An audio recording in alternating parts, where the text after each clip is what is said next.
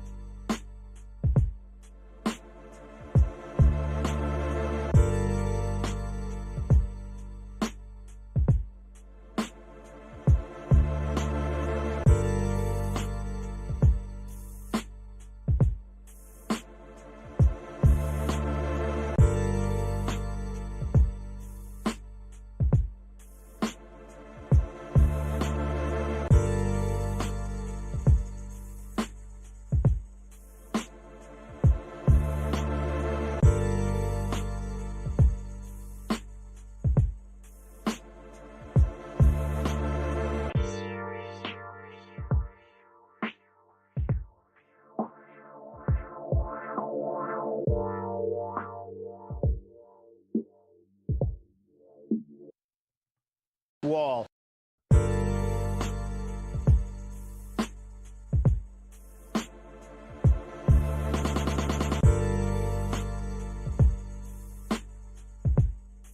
Americanism, not globalism, will be our credo.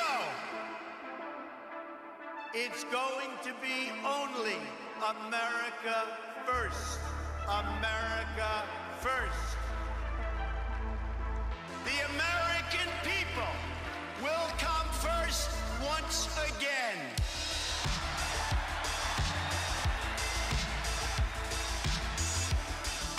With respect, the respect that we deserve.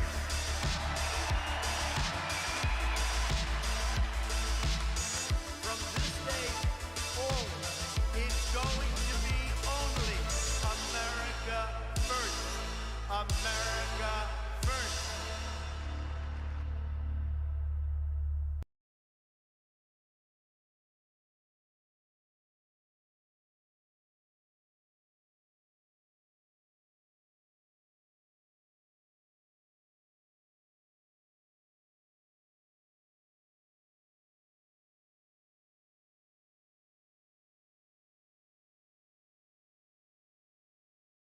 Good evening, everybody. We're watching America First. My name is NickJFuentes. We have a great show for you tonight. Very excited to be back with you today here on Tuesday. A fresh week. Almost said Monday there. We are, of course, delaying the beginning of the week. Memorial Day was yesterday, but we are back for another exciting week of content, another exciting week of news in clown world, and we are glad to be back. You know, when we're apart for so long, when we're apart on these 3-day weekends, I get a little stir crazy. I get a little loopy. So it's good to be back with you, my outlet, my soapbox, right? And we've got a lot to talk about. There's a lot happening in the news. Finally, We'll be looking tonight at the elections in the European Union Parliament elections. And I'm going to do my best. I don't want some Europore in the live chat, in the super chat, in the comments saying, well, actually, it's, because when I commented on the Australian elections, and I said it like 5 times, and it was very brief. It was like 3 minutes I talked about it. I said, look, I'm not an expert. I don't live in Australia, but here's my short little take on Australia. And what do I get in the super chats and the comments? Oi, crikey, mate. Actually, I can't do an Australian accent, but you get the picture. These people out of their minds, out of control. So I'm going to do my best. We're going to give our analysis on the European Union elections, which were this weekend. I believe they're staggered. They took place over a couple of days, depending on the country. But we have all the results now. All 751 MEPs have been elected, and we'll be going over the results, analyzing them. And, it's sort of interesting because as an American, as a Yank, looking across the pond at what's happening on the gay continent, I thought, well, things seem to be going well. Viktor Orban is doing well. Matteo Salvini is doing well. Marine Le Pen is doing well. Nigel Farage has done well. Everybody seems to be doing well for themselves.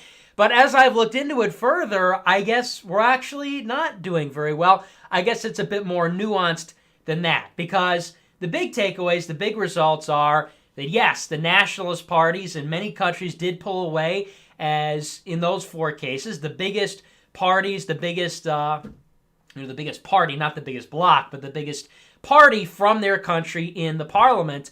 But as I've looked again at the last 5 years, the last election and what has gone on, it seems that there are some caveats, some asterisks there. So we'll go over that in greater detail, but it's sort of a mixed bag. So it's not exactly what we were hoping, but at the very least, as the title says, our featured story, the centrists got massacred. And I guess that's a victory in itself, right? So we'll be talking about that. We'll also be talking about this article from Bloomberg. We've been doing this last week, and this is really essential. We did last week 2 articles talking about the demographic replacement, or the demographic refreshment, as they call it, whatever you want to call it. The country was white people, and now it's people that are not white. Whatever you want to call that, replacement, refreshment, demographic change, it is what it is, right? It's so key that we hit on that it's core, it's fundamental, because I feel like nobody else is talking about that. That's what America First is really about at the end of the day. And we have another article along similar lines, and this one to me was actually made me sad. Actually, I looked at that and thought how tragic. It moved me a little bit. And I read this article on Sunday from Bloomberg. And like I said, it's along similar lines to what we talked about last week, but it's about Japan. And it talked about how the new program in Japan under Shinzo Abe, who I thought was good, I thought was based in red pilled, turns out they're accepting a lot more foreign workers. They're accepting a lot more immigrants. And so I'll be looking at this article, and I'll tell you why I think it's so sad, why I think it's such a tragedy, and we'll get into all of that. But really, and I tweeted out about this this afternoon, the reason it's critical to hit on these key issues is because I think the show is growing. I think our movement is growing. There's no doubt that the excitement is with us, with America First, with the Knickers. This is a youth movement, right? It's the Knicker youth, the Nickler youth. And as I survey the right-wing landscape, I see a lot of alt-right and establishment-adjacent, establishment-oriented type people. They're coming around to us. They're coming around, they're peeking over, they want to see, what's going on over there? Nick's pulling 1,600, 1,700 views a night. What's going on over there? All the kids are talking about America First. All these Zoomers, they're doing these eclectic dances, and they're calling me blockhead. They're calling me boomer. I wonder what's going on. And so as the show grows and as things are taking off, the America First faction grows in our ranks. It's so important to hit on the critical issues, how we differentiate from the people that came before. It's about the demographics. Demographics is destiny. So I want to make sure we're really covering that. That's got to be what it's about on the show. And you guys want that. Some nights I think to myself, well, we've been talking about demographics all year. We've been talking about immigration and demographics all year. And then when I try to give you something else, I'm like, maybe they want something else tonight. Maybe they want to hear about China.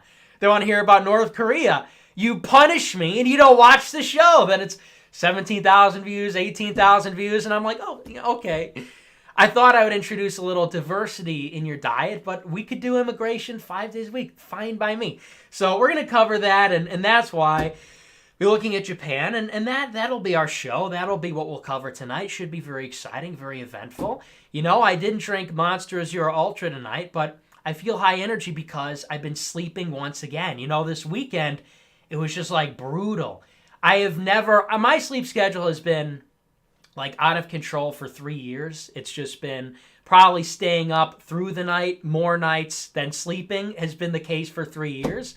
But just like the last week, I feel like the Russian sleep experiment, I've been losing my mind because it's just been everywhere because my allergies keep me up at night. I've been doing the long streams, you see.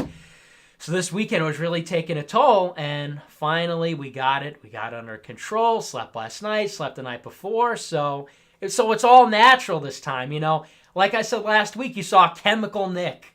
Chemical Nick, very dangerous prospect. I said I was like a radioactive isotope, just flying all over in all directions. I was a little jittery on the E. Michael Jones interview. You might have seen, why is he nodding so much? Why does he appear to be unable to keep still? I was off the rails. I was all jacked up, you know. But now it's a calm, it's a natural, it's an organic energy. You know, my friends who are constantly harping on the diet and this, you know, health and wellness stuff, they would be proud. They would say, wow, he hasn't eaten fast food in like 3 days. He's doing great.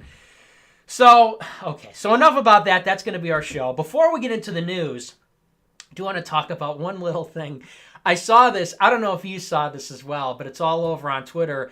Jeff Bezos' wife, we don't like Jeff Bezos, but, you know, there are things that rise to a level that are bigger than Jeff Bezos, that are bigger than $150 billion. And that, of course, is the principle, which is to say that Jeff Bezos' wife, you remember earlier this year, she divorces him. And I guess he was cheating, so he had it coming. But she divorces him, and Jeff Bezos is the richest man in the world. He has $150 billion. Obviously, he's the head of Amazon, for people that don't know. She walks away with a $37 billion fortune, okay? For being married to the richest man in the world, she immediately becomes, I think, like the third or fourth richest woman in the world or something like that. Maybe I didn't check the ranking. Okay, so understand, she gets married when this guy is selling books. He's selling books in Seattle, okay? And it's the 90s, and he's going up against Barnes & Noble. She gets married. 25 years later, he's cheating. Now because she made the prudent decision to marry this guy, she walks away with $37 billion.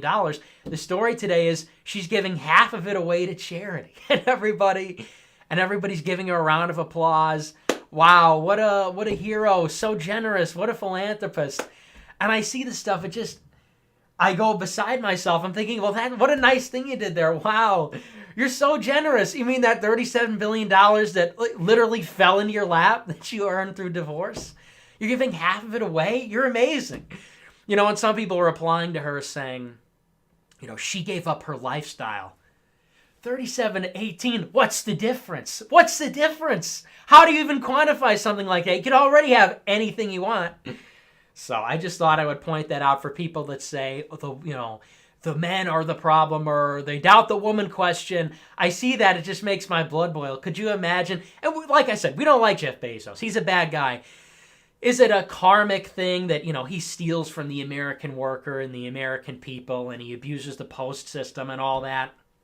And he's a lizard, and his wife takes half his money and gives away to charity? Maybe, but it's a woman, but it's his wife. So I have to always go back to, I don't think I can live with that. I don't think I'd be able to live with that. I guess it's different degrees, but I see she walks away with $37 billion for being married, and then half of it away, and now she's a hero.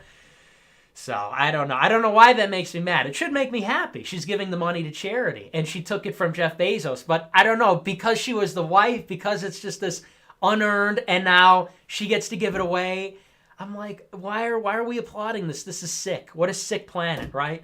He should have kept all of it, in my opinion. But anyway, not really news. I guess that's just me being, I guess I'm just that, misogynist. I just come on the show and it's ideological hatred for women for no reason. I guess that's what it is, right? No, I'm joking. That's what Sam Hyde says. But we're going to get into the news. On this Bloomberg article, like I said, it's about Japan. And also, before we get in, just one more thing. By the way, happy Memorial Day. Forgot to say why we were not here yesterday. Apologies for the somewhat late notice. I don't know if I made it clear on Friday that we weren't doing a show yesterday. But happy Memorial Day. As we said on Friday, a big salute to the troops. We want to get a big S. Press S in chat. I want to see a lot of S's in chat for a big old salute to the troops. Hey, thank you, troops. Thank you, veterans, for protecting our freedom. Thank you for protecting my freedom to do America First on the show. Who knows? They could take it away at any minute, but hey, thanks for keeping it up, everybody. And I do mean that, we do joke a little bit about the troop worship and the war, neocon warmongering, conflation, and what goes on there, but we do respect our troops. We do respect their service. They are good people. They do sacrifice. So we are going to give an unironic salute to service, an unironic salute to the troops from me here at America First. So we just want to get that. We just want to make sure that's out there. Happy Memorial Day. Okay. So now we're getting into our current events here. Like I said, this Bloomberg article about Japan. We were talking about this all last week. It was in Bloomberg, it was in NPR, and what is the latest? We hear from the Census Bureau that the demographics are changing, the fertility rate is dropping, and what is the solution? It's workers. It's foreign workers. It's bringing people in. And where are we bringing them in from? We're not bringing them in from Poland. We are a little bit. If you're in Chicago, we do that a little bit. But they're not so much from Europe. They're coming from Africa. They're coming predominantly from Central America and Asia. And that's where we're replacing and refreshing our population with non-white people from the third world, from countries that don't work. And we've talked about that at length. This goes on in America. This goes on in Europe. It seems like it's only these advanced, industrialized, Western, whatever you want to call it. It's the white countries that get abused like this. But also this has been going on in the Asian countries. In all those articles we read last week, they said throughout that yes, our fertility rate is in decline. Yes, it has consistently dropped for the past 5 years. And if you look at the long-term trends, it's been on the downslope for like 35 years. But it's much worse in Asia. It's much worse in South Korea. It's much worse in Japan. And when I was in high school, this was the headline. This was all over the news, is what's going to happen to Japan. Japan has this birth rate that is now so low that their population will be halved pretty soon, and I guess there'll just be no more people living there, and what a travesty, what a horrible thing. And I remember a lot of people used to buy into that kind of an argument, and they look at our situation and they say, well, we don't want to turn out like that. Well, what a sad future that the country will become less populated, there'll be less people. Now, I never understood why that's a bad thing. I drive in traffic, I drive at 4 a.m. because of the traffic during the day. And I go downtown and I go to the city, and I don't think the problem is that there's not enough people, right? I mean, less people, I don't know if that's the worst thing in the world, but I think a lot of people buy into that and they say, well, we look over there, it's so bad, so we need it over here. But now they're pushing it in Japan as well. Now they're pushing this mass immigration stuff over there. And I'll read you this excerpt from this article and just see if you can kind of see where I'm coming from on this stuff. Why to me this is just so sad. This is from Bloomberg. It says, quote, while in Tokyo earlier this month, I couldn't help but notice how the city has changed. Where once it was rare to hear any language other than Japanese spoken on the street, now it happens constantly. Most of this is due to the huge tourism boom. More than 30 million people now visit Japan every year. But obscured by that vast influx of guests is a longer-term trend. Tokyo is becoming a much more ethnically diverse city. I encountered black store clerks from the Netherlands and Africa. That's kind of funny. Chinese waiters at traditional Japanese restaurants, South Asian students staffing convenience stores, a white waitress at Starbucks, a Korean restaurant run by Southeast Asians. Tokyo is an early harbinger of changes that are coming, albeit more slowly, to the rest of Japan. The capital city's diversity is in large part the result of Japan's increasingly open stance toward immigration. Japan's foreign-born population is still small compared to most other rich countries, a legacy of the highly restrictive attitudes and policies towards immigration that prevailed in past years. But since Shinzo Abe became prime minister at the end of 2012, the number of foreign-born people working in the country has expanded steadily. Japan is beginning a major and unprecedented exercise, similar in some ways to the experiments embarked on by many European countries. Japan is still far from being a diverse country, but it's no longer quite right to call it homogeneous. The next 2 or 3 decades will reveal whether the country's culture and institutions will be able to learn from Europe's experience and manage a smooth transition, or whether immigration will spark a nativist backlash that closes the country off once again. And so I read this article, and to me it's just such a perverse and a sick mentality that you have an obvious outsider, an obvious foreigner who goes to Tokyo, Japan. And he goes to Tokyo, Japan! And he's riding around in the subway, and he's going to different restaurants and cafes, and he's in the city, and he looks around and he sees people that are not Japanese, and they're not speaking Japanese, and they don't dress like Japanese, and they're obviously not conforming to Japanese culture. They're tourists or they're foreign workers, and he thinks, my, what an improvement. What a fine thing. What is wrong with this picture? What kind of a sick person? What kind of sick, rootless, cosmopolitan, bugman mentality is it that you have this class of people, the super rich, the super wealthy, the super elite, whatever you want to call them, these people who can afford to travel, I guess, and their life is going to different airports and going to different hotels and vacation spots and sightseeing and, the travel meme, and their life is to go other places and say, gee, it should be different. It should be foreign. I go to Japan and what strikes me is there's not enough Africans here. I go to Japan and what strikes me is, there's not enough other people here. Chinese, Korean, white, blacks from the Netherlands. There's not enough diversity. That is, to me, what is so sad, ultimately, about this diversity thing. Because you can look at it, I think, for another country. You look at it, for example, outside the American context, where I think in this country, because of our past with black people, frankly, white people feel guilty thinking this way. White people feel guilty about having these thoughts about preserving their culture, preserving the racial integrity or racial homogeneity of their country. So if you step outside of our context, where there's this guilt complex or there's this, certain national presumptions or attitudes, and you look over at Japan, a country which is its own unique culture. If you've ever read Sam Huntington's Clash of Civilizations, one of the books I highly recommend, they classify this as so unique and different. At least that's my understanding of Asia. That's where I get my perspective. It's so different. It's its own civilization. He says, you've got European, you've got Orthodox, Islamic, and you've got just Japanese. They're their own thing. They've got their own unique culture, their own unique people. It's been that way forever. And it's the culture, but it's also the race. It's the blood, and it's the culture, and it's the government. And it's this perfect, nice, cute little country. It's great. Everybody loves it there. It's orderly. It's safe. It's coherent. It's Japan. And there's nothing wrong with that. It's not broken, right? And I just can't understand what a tragedy that people are coming over to Japan. And this is happening in our countries, too. It's another way of understanding what's happening in America and in Europe. But what is this mentality that people go to Japan, they go to Tokyo? And that's the first question. They find a problem with Japan, which is, it's not other enough. We need to bring in more people. Because what ultimately is the end game for a city like Tokyo? That you go to a city like that where, to me, the expectation would be you can experience authentic Japanese architecture, authentic Japanese cuisine, authentic Japanese customs, and, things like this.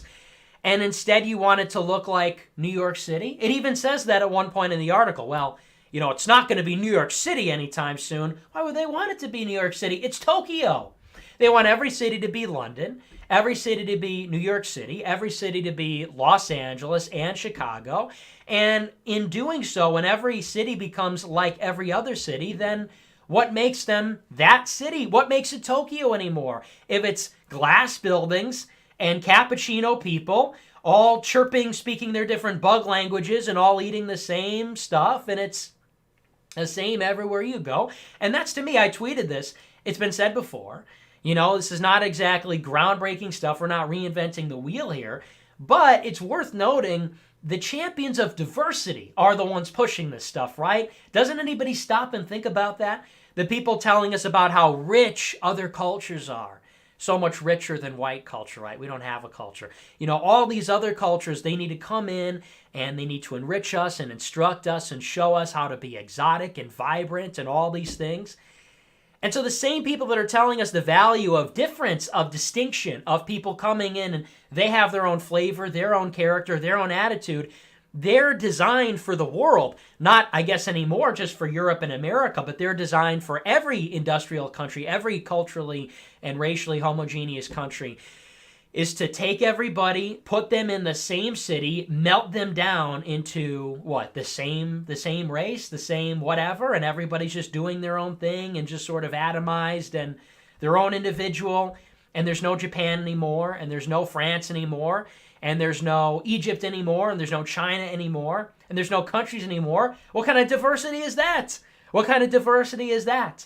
If anything, and this has been said before as well, we're the champions of diversity. We're saying, hey, we're not like racial supremacists saying leave us alone in America because we think white people are so much better, or in any other European country, because we have the same argument for Japan or any other country. Leave Japan alone.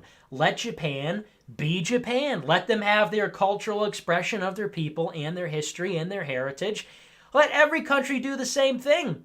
But for some reason, they can't let anybody alone. And why? Because we need to have, they say, the workers. Notice how the article is framed. It's in the context of work. Why is this program being undertaken, allegedly? Well, you see, they need the foreign workers.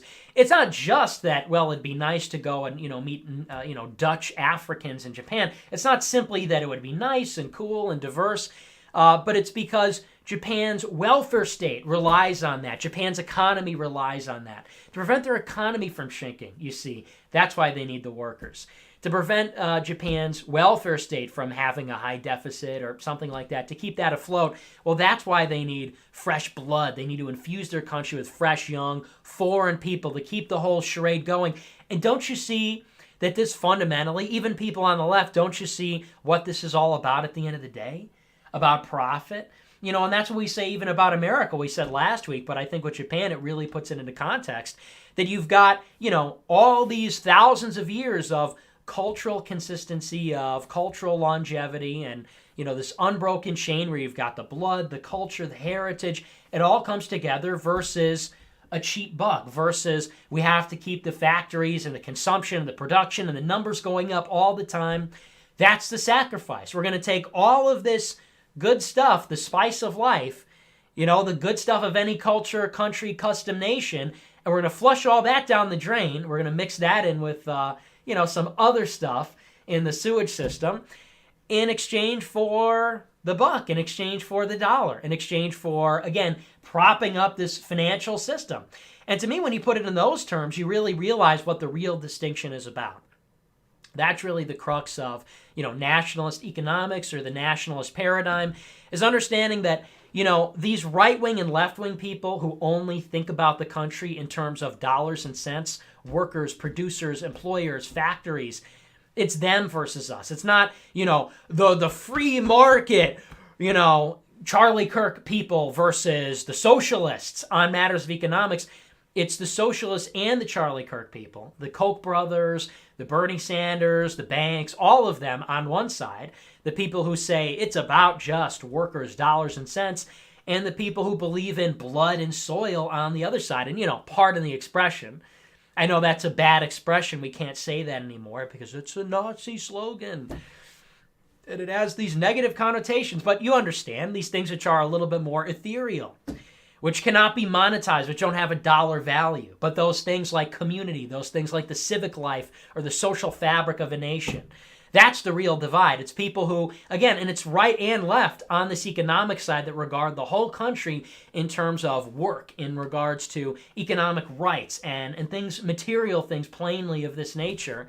And then it's us on the other side saying, hey, maybe there's something nice about Japan being Japan. And yeah, maybe the country shrinks.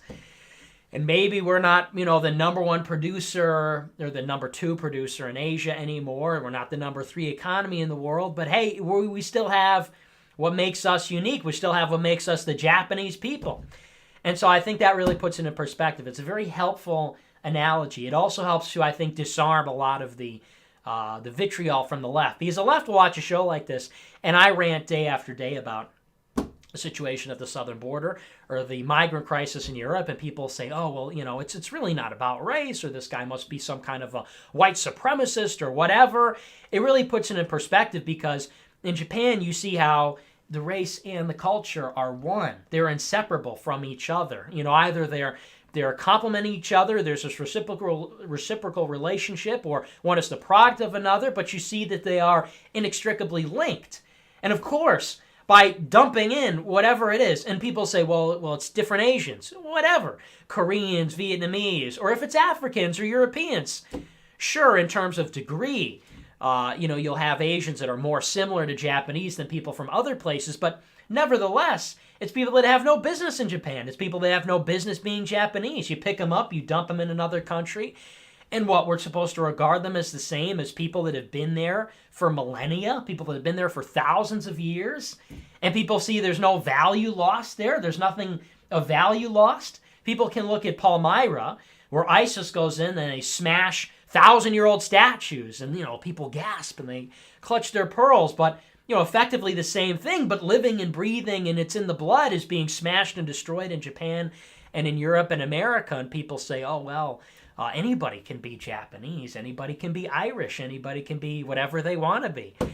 Well, it's funny because, all these people want to be us. It only kind of works in one direction, right? I don't know if anybody wants to go over there.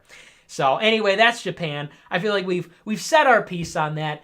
It's been said before, but it's just, I see Japan in particular, it is just a tragedy. Maybe that is my pathologically altruistic European nature to say, but Japan, our country's just being shanked. We have the equivalent of a Mexican gang member just, shanking us in the side in our country, or I guess from the South, basically. But we're like, but my heart truly breaks for Japan. But it's so true, because I looked at Japan as, the samurai. But at the end of the day, at least the samurai, they will fear the samurai. They will be okay over there. We'll be drowning, our hands sticking out of the quicksand, as we get pulled in. But hey, at least this other country will be your last vestige. And I thought for years, subconsciously, I don't want to go to Japan. I don't want to live there. I don't want to be a tourist there. I respect Japan. Because when I went to Prague, I felt dirty. I was like, I'm here just like all these other tourists. This ancient clock tower, this ancient square in the old Prague. And who am I? Some Yank? I don't belong here. Everyone's taking pictures. You've got migrants throwing up little trinkets in the air trying to sell them. I said, I'm participating in this. So I said, hands off Japan. But even Japan going down. Hopefully they'll fight it. I think they'll fight it. They're tough over there. Well, we nuked them, and then the toughness, I think, sort of evaporated in some areas. You see some of what goes on there, they're having some trouble with that, the old samurai spirit. But I think if anybody's going to make a comeback, it's them. Europeans, particularly the perfidious Anglo, may have been lulled to sleep and no chance of waking up. They're sedated. But perhaps the Japanese, they will be the ones we can count on, right? But it's sad nonetheless. It's sad. Every country is just going to be dunked effectively, just dunked into the pool. You've got this curly-haired kid, ugly, sort of pasty kid, and he's dunking everybody in the pool. And nobody's allowed to keep their head above water. Everybody's just got to go down and submit to the invasion, right? Tragic. It's tragic to see even Japan, a single tear. My heart breaks for Nippon, right? But that's Japan. We're going to get into the European Union, though. I get so many comments on my shows where people are like, the title says this, but he spent a half hour talking about this other thing. Well, it's the feature. We save it. That's the feature. It comes at the end. But we have to get to it. The real news, countries being subject to mass invasions. We know about this. The news is the European Union elections. The big EU elections held this weekend, and I tweeted this out. I'm going to go into greater detail on the European Union Parliament on the premium show. I'm going to give you the latest. I'm going to give you the updates about, what happened in the elections, the results, and I'll interpret that. I'll do that, as I do for free. But if you want a little bit more, it's going to come at a price. For the premium show, we're going to go into the specifics, I think, in a greater detail about the European Union and the Parliament and what they do and a lot more of the history there. But I'll give you the latest here. So the European Union Parliament elections were held this weekend, and for people that aren't exactly familiar, the European Union, of course, is a supranational body. It's comprised of nation states in this organization. It's got several branches. You've got the European Commission, you've got the European Council of Ministers, you've got the European Parliament, and you've got the European Court of Justice. So in our government, you've got the three branches, obviously, executive, legislative, and judicial. In the European Union, they have four. The European Court of Justice, self-explanatory, that's their judicial system. The European Union Parliament and the Commission and the Council work in a little bit of a different way than our government does. So because it's a supranational institution, they have two executive heads, I guess you could say, two executive organs of the government, the Council and the Commission. The Commission serves as the director, basically, of the European Union. And so it is comprised of European Union functionaries, and it has their own head, and the interest of the Commission is the Union itself. The Council of Ministers is a separate organ, and this is why you have a fourth one in the European Union as opposed to a three-branch government like in America.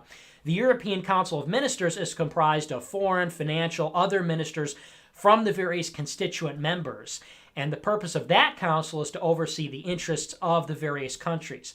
And so the reason why you might have two executive organs for a supranational or supranational organization as opposed to a national government is, of course, to mediate the interests of the European Union as a body in the Commission and of the various constituent nations individually in the council. So the council will be, it'll be all the different ministers from the constituent governments, the British financial minister as an example, or the Russian foreign minister, or actually Russia's not in the European Union. For the French foreign minister as an example, whereas the European Commission is just those guys, just serving the European Union. The European Parliament also works a little bit different than our legislative system. It's actually kind of BS. I learned about this. I first learned about this years ago when I was in high school, and I was outraged. The European Union is supposed to be democratic. Their national anthem is the Ode to Joy. It's supposed to be basically the crowning achievement of the French Revolution, ultimately, right? I mean, that's basically what it's supposed to be an expression of, is liberalism and the Enlightenment and democracy and all this crap. And it's not even democratic. And it's not even democratic at all, because really calling the European Union Parliament a parliament is basically misleading. Because the European Union Parliament doesn't even have legislative powers. They don't actually write any of the legislation. The European Commission writes all the legislation. So the European Commission, which is not voted on by the people, the European Commission drafts the legislation, the bills and everything, and that is sent to the Parliament. And the Parliament can give it an okay, or it can say no, but ultimately they don't draft any of the legislation. They can make amendments, they can shut something down repeatedly, but they can even be overturned by the Council of Ministers. So to say that it's a parliament is a little bit, this is why I see the European Union elections, and I have to laugh a little bit. Europors, going out to the polls to vote for some supranational, bureaucratic, it's the you-know-who's running the show in Brussels. It's this, financial banking elite in Brussels. The European Central Bank lording over all the little people, and they don't even get to pick. There's no legislative power even. I think it's BS to even have a legislature, but then, they don't even write the laws. What are you doing? What are you doing, Europe? They call this in political science the democratic deficit. So if you're European, you've heard this before. If you're an American, you haven't. They call this the democratic deficit, which is a soft way of saying it's not democratic. They don't write the laws. But so they elected their MEPs. But the Europeans, they dutifully went out to the polls. They woke up from their naps, quite like me. They drove their little smart cars, one-person smart cars, over to the polls. And they dropped their little piece of paper in the ballot, and they voted for their members of parliament and into a 5-year term. And the results, we have them now, are somewhat interesting. I'll read you off from NPR some of the big results, some of the more pressing things. I could go and read you the totals of the numbers, of like which blocks gained and what the numbers are, but I don't think we really have the luxury of time. Time is really the essence here to explain all the different blocks and what they do. It's really more focused on these national results. So in several countries, the big outcome was that these nationalist populist type parties, Eurosceptic parties, won big. So, for example, in France, the National Rally Party of Marine Le Pen, you know Marine Le Pen from the French presidential election, I think that was in 2017. She leads also a European Union party called the National Rally. They beat, this is according to NPR, they narrowly beat French President Emmanuel Macron's party coalition, although Le Pen won with less than 1%. So she won 23% of the vote, only beating Macron by 1%. So that's a good example of what we're going to talk about with these elections. You could look at France, and like I said, it's all the constituent countries. They all go out and vote, and in each country they have different parties, and then the parties go to the union, and they operate. They do diplomacy with the other parties along ideological lines. So the Nationalist Party in France will go to the European Union, and they'll form a bloc with the Nationalist Party in Italy, as an example. That's what they'll do. So we look at a country like France, and we can look at that result and say, what a victory! Marine Le Pen won 23% to 22%. The Nationalist Party in France is the biggest party, and they've got the most MEPs, and they beat the governing party. Macron is obviously the president. However, and this is where it's kind of a bummer, because you look across the board, you see a lot of these kinds of results, which we'll get into. But in light of what's going on in France, not really a good result. Because we know that Emmanuel Macron has an approval rating that's regularly in the low 20s. We know that the Yellow Vest protests have been going on in months. Hundreds of thousands of people taking to the streets of Paris, and they're smashing windows, and it's tear gas, and it's riot police, and huge dissatisfaction, huge popular resentment from both sides against the policies of the neoliberal president, who won, who defeated resoundingly, defeated Le Pen in 2017, is now horribly unpopular. Yet in spite of that, we have Le Pen who cannot win by more than 1%. So we can say that on the one hand, did Le Pen win? Did she win the biggest party? Did she win a majority, or not a majority, but a plurality? Certainly.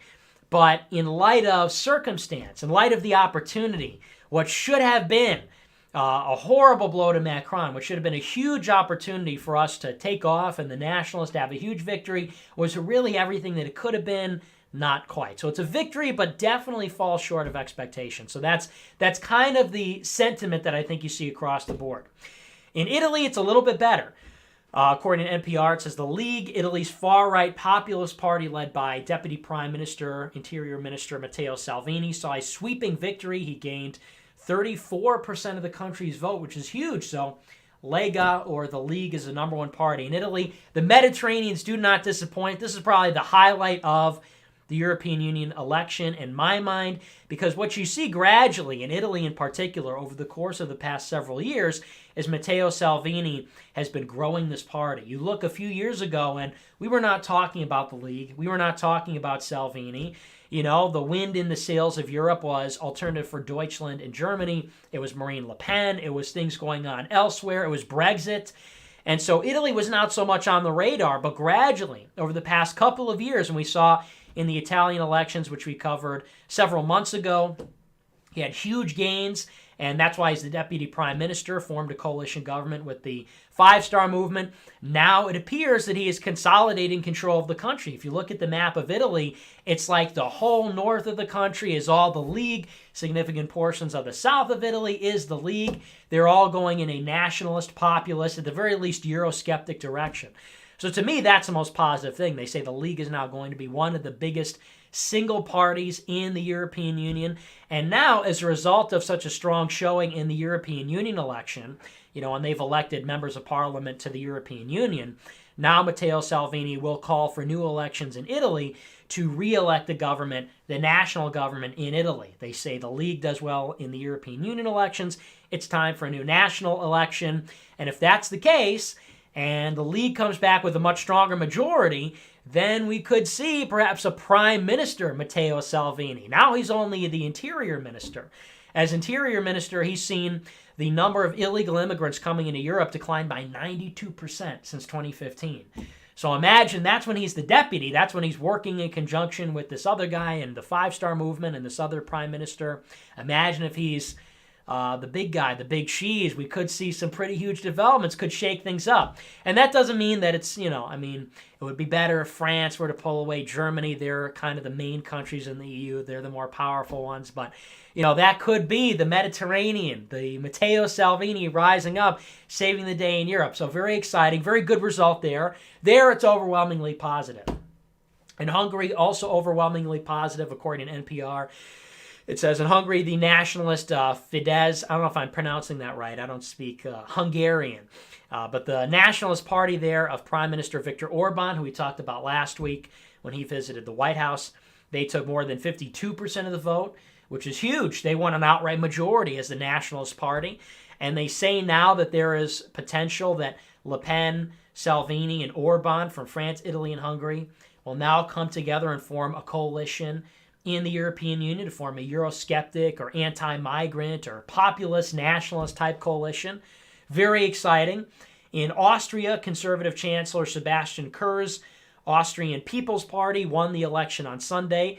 However, and this was particular to Austria, Kurz lost a no-confidence vote. And so he'll be a good thing. I've been following the politics in Austria too closely, but I hear that Kurz is not totally good, not a very good guy. Seems to be, I thought he was good before, but I guess he's not actually very good. So that's your very nuanced analysis. But the party is doing well. Their right-wing party fared very well in the election, plurality, and they beat the Conservative Party, and the Liberals lost in the United Kingdom. But I'm pretty sure if you add up all the left-wing parties, all the Remain parties in the UK, the Greens, the Lib Dems, all these other people, it just barely exceeds what they got for the Brexit parties, if you combine the Conservative, Brexit, UKIP, and I think there's like one other. So it's sort of a mixed bag in the European Union, and it's difficult. It's difficult to say. I would say it's optimistic for the one reason, which again is the title of the show, that the centrists are really the ones that lost more than anybody. Nationalists held on, and that's a good thing. I don't think we should really be too picky. I don't think we have room to have really high expectations in this case, right? After what we saw happen in America with Donald Trump and what we've seen in previous elections in Europe, where it seems like it's been a lot of disappointment. It seems like the nationalists are gaining. It's modest gains, but they are gaining. They're surviving. They're not going down, which is a good thing. But really the takeaway is that the middle is starting to collapse. People are not satisfied with the status quo, with the establishment right and left. And so the right is making modest gains. The radical left is making big gains. And while that's a little bit troubling, that leaves a little bit to be desired. I think ultimately we have to look at that as opportunists. And this is something that I think is critical even about American politics, is that we benefit from disorder. We benefit from destabilization. You have to think about it purely in these terms, not in ideological terms, not in any other terms. But so long as the establishment is being challenged and questioned, and as long as there is this flux happening, as long as things are being challenged and up in the air, that means there is opportunity for us to rise up. Because to me, the biggest challenge facing the right in Europe and the right in America is not even necessarily like the left. I don't think it's even necessarily the progressives or even the socialists. It really is this establishment. What is really troubling is the idea that this neoliberal, corporatist, neocon, whatever you want to call it, but these entrenched interests and factions and institutions ensure that there is no variation. There's no deviation from the plan anytime ever. And at some point, they'll have solidified their control over the country to such an extent that any kind of rebellion or, revolt against the status quo will become impossible. And so to me, so long as the status quo is in question, so long as there's a question mark as to what is the fate of Europe, and it's not this certainty, it's not this guaranteed open markets, open borders, open, whatever, then there is an opportunity for us to rise up. Then it means that even if it's a progressive thing, even, no matter what it is, so long as there is this challenge to authority, and they're on the ropes, and they're on the defensive, and this fragile system appears to be receding a little bit, then I think that there is room for us to grow. So that's to me, I think the subtle white pill in all of this is, was it modest gains for the nationalists? Yes. But that's, then that's nothing to sneeze at. Modest gains is better than a loss, right? Modest gains is better than being snuffed out. And while the real takeaway is that, well, the centrists are the ones that are losing, that's okay. Our enemies are the centrists. Remember, for example, in America, and it's, obviously it's the greater West we're talking about. It's not simply Europe. It's also the conversation happening across the board. In America, I would say that speaking as an American, our biggest threat is not necessarily somebody like Bernie Sanders. I think we have a lot to gain, actually, from Bernie Sanders. I think that kind of economic rhetoric or, foreign policy rhetoric or even them just eating their own is good for us. The same is true with Alexandria Ocasio-Cortez. A lot of these characters, ultimately, I think, create a lot of opportunities for us.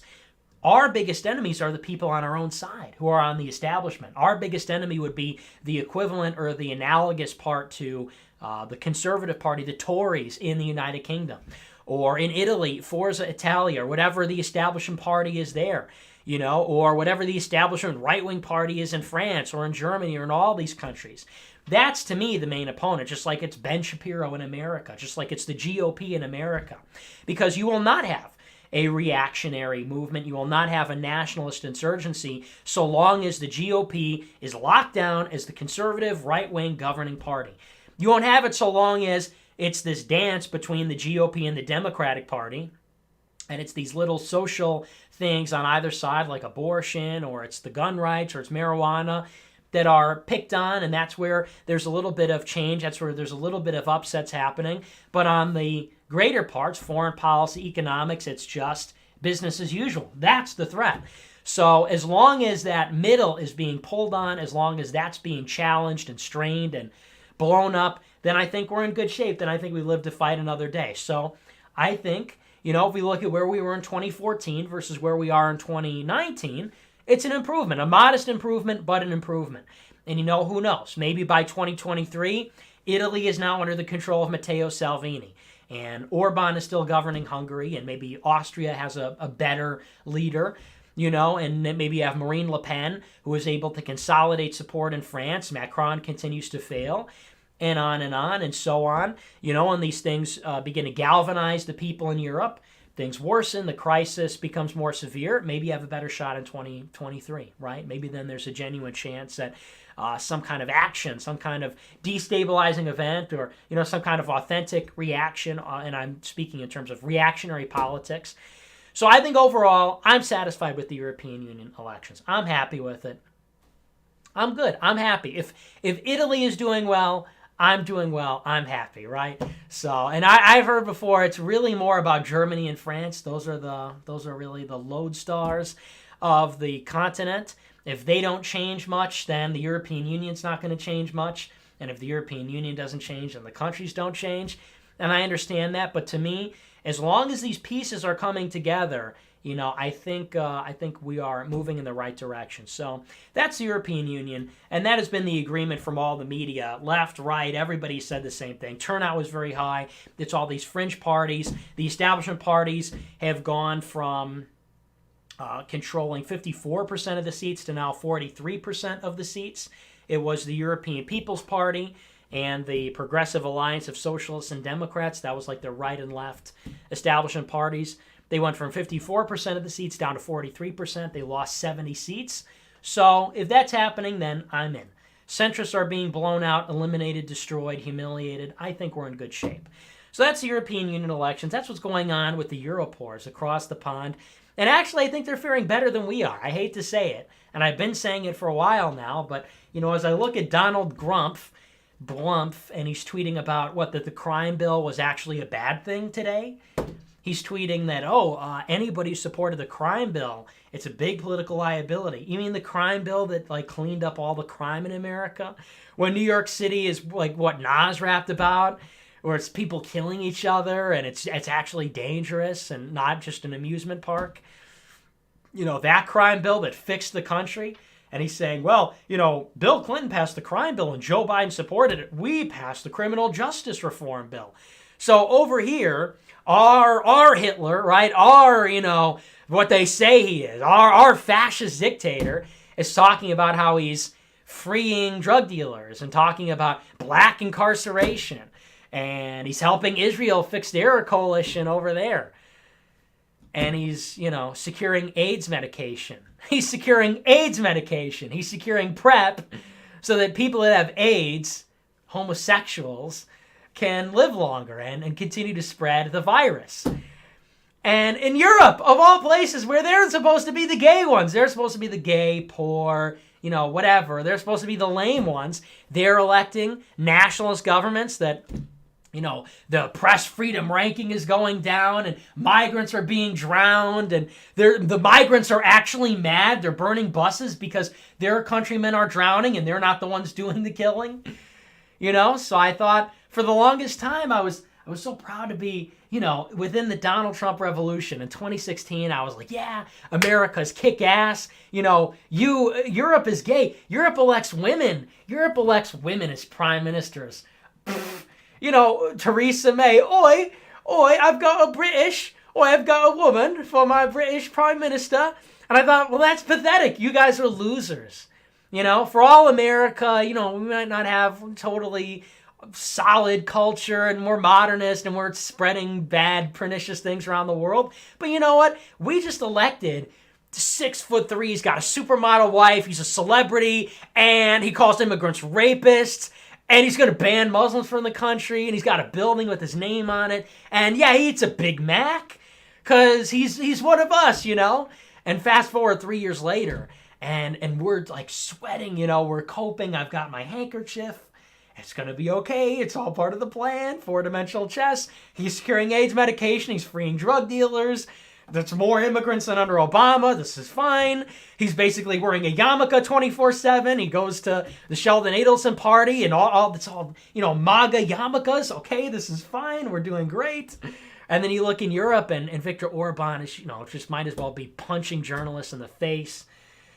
So, that's what it's like. That's, it's America, it's up and down. I guess, but I have faith that one of these days we're really going to kick it off. When America decides to do it, it's not going to be gradually. We're not going to, that's the thing.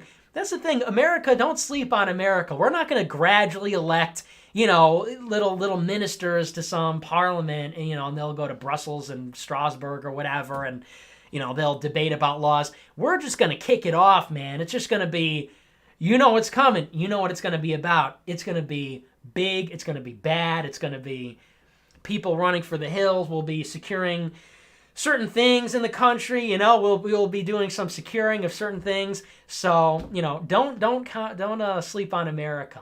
I think that we've got a lot in store. It'll just be a little bit more explosive, a little bit more punchy, not violent, of course. Don't mistake what I mean by that. So that's the European Union elections. We're going to get into our super chats. We'll see what you guys are saying about all this. I know we're going to get a lot of donations, hopefully a lot of super chats in pounds and euros. I'm going to get Swiss dollars, somebody saying, actually, that's not at all what's happening. Actually, it's more like a Biscoff cookie is what's happening. Our election is more like the Biscoff cookie. It's more like, I don't know what else they do in Europe. That's really all that I know about Europe. Well, let's see. We got Cody. We got Cody Vecchio says, would you legalize murder if you could? No. Yeah, probably not. Yeah, so still no. It's still going to be a no on that one. I think that's the 5th time we've answered that one in the past month or so. I am still, I think, stridently against legalization of murder, I would say. Lauren Rose says, Nick, you should have Walter from Drake and Josh on along with Christopher from The Sopranos. You could moderate their debate. If you realize that Christopher was actually alpha and star of the show, that's a good idea. Yeah, I think I will. I think I'll get them on the show one of these days. Walter from Drake and Josh and Chris from The Sopranos. That's a good idea. I think.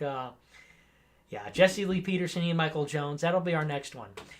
Bill says, "What do you do to the Orthodox Jewish civilians in GTA 5?" I don't think there are any Orthodox Jewish civilians in GTA 5, and thank God. I can't imagine what kind of anti-Semitic things people do in video games because people are so bad in real life. I can only imagine. If they were in GTA 5, what do you think I would do? Leave them alone? They've been through enough. Roller coasters, loop-de-loops. They've been through enough. I would leave them alone. Okay? Smiles says, you're on the right side of history when the other side is literal devil worshippers and baby killers. Yeah, I don't know how people don't, I don't know. It seems simple enough, right? It seems simple enough that if you were born if you were born as not like a baby, but if you're born as a fully developed person today and you got acclimated to what the world was like, I think you would say you'd want to be on the side that isn't killing the babies. I think you would want to say whichever side is not systematically killing babies, I think we're going to want to go with that one, and then you go even to Washington, D.C., and you got people in front of the White House that say Satanists against Trump. I think you'd want to be against the people that are worshiping the devil, and they'll all tell you, no, but we're only worshiping the devil ironically. When we say Hail Satan, it's actually a commentary on, well, I don't think it really matters though. Yeah, but I don't know if it really matters. I think if you take more of a biblical view, if you step outside of your own perspective for a moment, you take kind of a higher opinion of it, or an outside perspective of it, I think, whichever side is saying Hail Satan, ironically or unironically, I think probably they're going to be the ones you're going to want to stay away from, right? I don't know how people don't see that. Like Richard Spencer's girlfriend, she's all about the Church of Satan. And she tweets, and she's so annoyed by it. She's like, I'm not a Satanist. I just tweet about, worshiping the devil because, it's like a commentary and it makes Christians mad. I'm actually a Catholic. But I tweet about worshiping Satan because it's like a commentary on the separation of church and state. What do you think is going on there? What do you think? Don't you know who the devil is? Don't you know what his original act was? What is the first thing that he did? Did he try to trick and lie to people? No, but we're worshiping him in an ironic, I don't think it really matters, right? But very true. Maga says, I observed the decline of my country today as the ice cream truck man couldn't sell a single bar of ice cream. Nearly 100 foreigners standing outside. Is that really, is that what you saw? As the mark? I don't know. I don't know if that's, the worst thing in the world, but it's certainly a part of it. I think it's more the demographics of the ice cream truck drivers. Could you imagine it being 1950? That's really what it is to me. That's when I notice it. Is imagine you get the ice cream truck driver and it would be some high school kid, some young white high school kid. Could you imagine a universe where it's like that? I feel like it doesn't exist. That is how ideal it would be. Not there's anything, look, there's nothing wrong. I love all people of all different races, but could you imagine? Could you imagine going to a diner and you go into the diner and it's, some white kid or some white girl, cute white high school girl, and the owner is some nice white guy, knows your name. Could you even imagine? I go to this, well, I'm not going to say what it is, but I go to this diner in Chicago and I go in late. And it's there's anything wrong with it. There's nothing wrong with it. It was fine. It's fine. Who even cares? It doesn't matter to me. None of this matters, right? Everybody's equal. But I go in, and everyone working behind the counter is Mexican. And that's fine. I'm Mexican. But then everybody that comes in and patronizes the establishment is also Mexican. The police officers come in, they're Mexican. Everybody else comes in, and they're all speaking Spanish to each other. So I'm sitting here at the countertop, and I'm having my cheeseburger, my chocolate milkshake, my fries. I'm on the I'm on the stool. I'm at the countertop, and I'm trying to enjoy my hamburger, and I got all this chirpy sing-song going on all around me. I'm thinking, I thought, what's going on here? What is wrong with this picture? Could you imagine if it was 50 years ago and you get some old guy comes in reading the paper and, maybe there's a cute girl sitting down over there and I'm like, hey, what's going on? And then the guy behind the counter is, maybe he's my friend from high school and he's flipping burgers. Oh, that's Dean, and he drives a cool car and, and he's flipping burgers now and everybody's doing great and the sun is shining and the jukebox is playing. Oh, but it's wrong to reminisce about this time because segregation was happening concurrently. Get a grip. What country would you rather live in, It's just about, can we have a country that we feel comfortable in? We feel in our own skin here, So, but I guess that's racist. That's very racist, but it's a very racist thing for me to say. I know that's a very hateful ideology for me to promulgate here. No, I should have no problem with this. All the diners should look like the Mos Eisley Canteen. I should walk in and it should be dirty and it should be, just different people speaking all different languages and the menu is in all different languages and, You just have to communicate with some kind of modified, gesture-based language, or using some kind of tech communicator because, he speaks, Burkina Faso language. Maybe they speak French there. But you know what I'm talking about. The guy behind the counter speaks Swahili, and the police officer speaks French, and the guy sitting next to me speaks, Mandarin.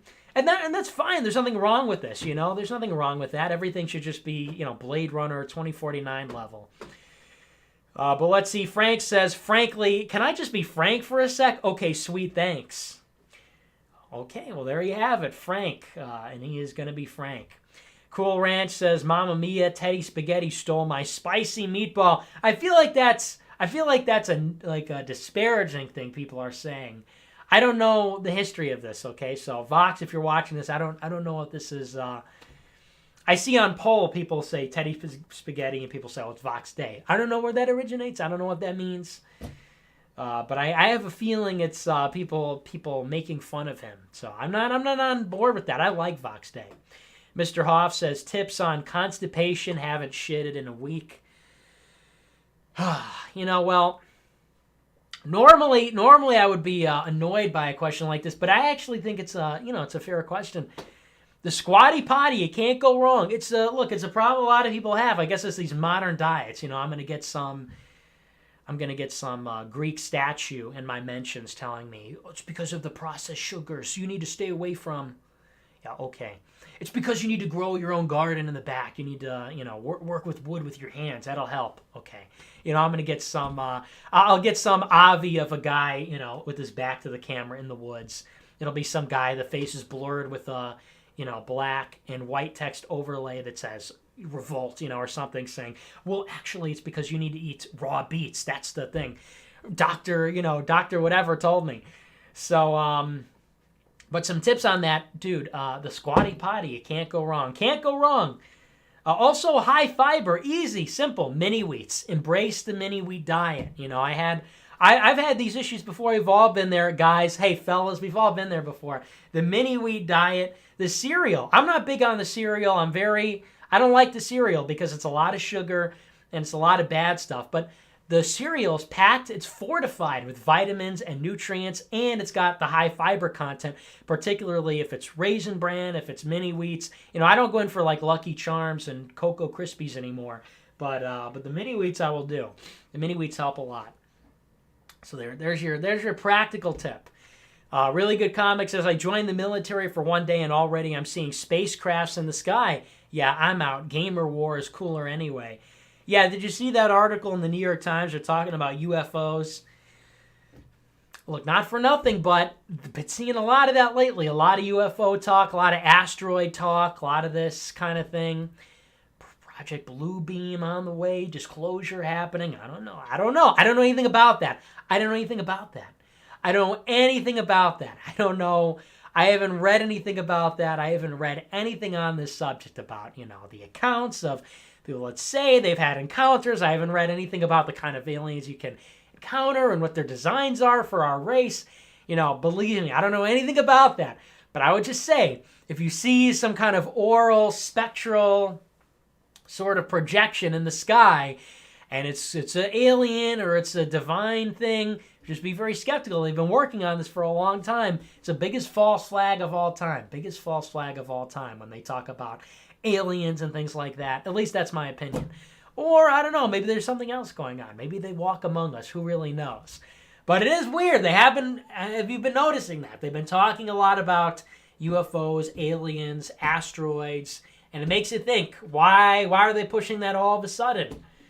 I think there's a couple of explanations, but good point. Good jokes. Gen Z Philosophy says, let's get this straight. Smoking weed alters reality. Nick Fuentes doesn't smoke weed. Ben Shapiro doesn't smoke weed. Ben Shapiro is real. Nick Fuentes is real. All of reality is real. Ah, yes. Really makes you think, doesn't it? Is real. Yeah, I guess that's something to think about. Maybe pot smokers, perhaps that's the red pill. No, I can't do it. I can't embrace it. The drugs, no good. We're not on board with the drugs. And it's good because, the more I watch the Italian stuff, there really is a anti-drug message. You know, if you watch The Sopranos, if you watch The Godfather, if you watch Goodfellas, anti-drug message throughout. You know, so I'm proud of that. We are very anti-drug, a very anti-drug people. Peanut Arbuckle says, my cousin was a year behind you at LT. She said she was going to check out your show. Yikes. Hopefully you can red pill her, but I think the more likely scenario is that she'll now think I'm a far-right nut. Yeah, I love when people, look, turn the show on to people who are prepared, you know, for people that are ready to accept. I hear people that are like, oh, I tell my barber about your show. You know, somebody who's cutting my hair, and they're like, I'm right-wing, and I'm like, watch America First. It's like, well, you know, are people really ready to go from Rush Limbaugh to America First? I think it's a bit of a stretch, right? I think it's a little bit of a leap there. But hey, you know, why not? Why not? Yeah, why not? You know, somebody I went to school with, I'm sure they'll think it's totally normal. I think they'll think it's totally normal to watch this show. Everything about this show is totally standard conservative commentary, you know. So I'm sure that'll go well. Thank you for spreading the message. But that's interesting to know. NC says, is respecting women cringe and blue-pilled? No, you should respect women. You should respect women. But that said, you know, you shouldn't let women mess with you. That's the thing. Women are trying to mess with you in this day and age. They're trying to mess with you. They're trying to waste your time. They're trying to take your resources. They're trying to F with you. So you just have to understand that. You can't let women get away with that kind of thing. You have to respect them, but you also have to understand what women are. That's the big difference. People conflate respecting women with, I have to be a pussy, basically. And, you know, pardon my French, but that's what it is. You know, women, at the end of the day, they want men. So, and I see this all the time. I was in college not long ago. I was in high school not long ago. And that's what I see all the time, is the bending over backwards, the, over the top sort of niceness and everything, and so respect women, but you don't even really have to be overly nice to them. Be kind to women, but really, do they love it when you're very nice to them? I don't think that's the case. So generally, I find indifference, respect, but sort of indifference and that kind of thing. I think it works better. You know, so respect, but we have to have a proper understanding of the definition, because, you know, and particularly with my friends are so, when it comes to women, it's just like, nobody is red-pilled on this anymore. Maybe it's always been like this, but people are just slaves to, and that's how women control. They control you with, you know, this stuff. That's why you got to get really red-pilled about the traditional lifestyle, you know, waiting until marriage. You got to get red-pilled on this question, because otherwise women control you with sex. They really do. And I've seen it with many people. I've seen it with many friends, and many times in my life, in school, after school, in college. It always happens. And every time I'm vindicated on this, I don't even know if I want to go into this. Example, because it's very recent, and it's somebody who probably watches the show, but maybe I'll just be very ambiguous. You know, there was somebody who was in college, and there could have been a relationship there, but I sensed, something is not right here. Something is not right with this one. And although it would be, a quick and easy thrill and whatever, the clout and perhaps the benefits that come with a relationship like that, I said, you know what, there's something not quite right there. And let's just say a couple of years later, I see the choices that are being made. Perhaps a toll is being made. Perhaps, change is being thrown out the window into a little basket. Maybe, is that an appropriate way to describe this? Slowing down to 15 miles an hour so they can get a reading there. Let's just say I was vindicated. Let's just say a little bit of caution, a little bit of prudence. It goes a long way, a little bit of prescience. So with women, ultimo respect. I respect women so much. They're geniuses, and they're capable of, agency and everything else. They're terrific. Amazing creatures. Truly.